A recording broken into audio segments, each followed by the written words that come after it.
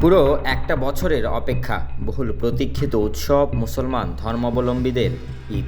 যে সময়ের কিছুটা আগেই ব্যস্ততা বাড়ে কেনাকাটায়, তোড়জোড় বাড়ি ফেরার, আর সে সময়ে নগর জুড়ে সক্রিয় হয়ে ওঠে কিশোর গ্যাং, শুরু করে ছিনতাই। ঈদকে সামনে রেখে তাই নিরাপত্তা রক্ষার্থে চট্টগ্রামে সাঁড়াশি অভিযান পরিচালনা করেছে র্যাপিড অ্যাকশন ব্যাটালিয়ন র্যাব। বুধবার এবং বৃহস্পতিবার দুদিনের অভিযানে গ্রেপ্তার করা হয়েছে 6 কিশোর গ্যাংয়ের 33 সদস্যকে।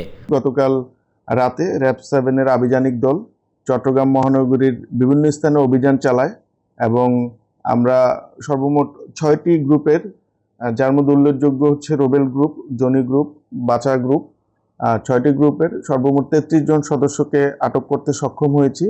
আসন্ন ঈদ উপলক্ষে নগরের গুরুত্বপূর্ণ সব এলাকায় নিরাপত্তা জোরদার করতে নিয়মিত টহল এবং সাদা পোশাকে গোয়েন্দা নজরদারি বৃদ্ধি করা হবে বলে জানিয়েছেন লেফটেন্যান্ট কর্নেল মোহাম্মদ মাহবুব আলম।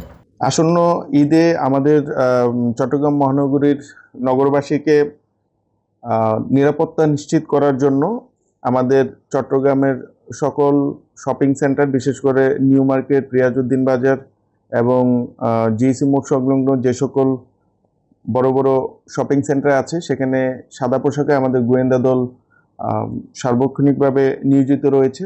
গ্রেপ্তারকৃতদের বিরুদ্ধে নগরের বিভিন্ন থানায় একাধিক মামলা রয়েছে। তারা চলাচলরত সাধারণ পথচারী, পোশাক শ্রমিক, ভ্রাম্যমাণ দোকানসহ বিভিন্ন শ্রেণী পেশার মানুষদের দেশীয় অস্ত্রের মুখে ভীতি দেখিয়ে মূল্যবান জিনিসপত্র, স্বর্ণালংকার, মোবাইল ফোন ও নগদ টাকা ছিনতাইয়ের উদ্দেশ্যে দলবদ্ধ হয় জানিয়েছে র্যাব।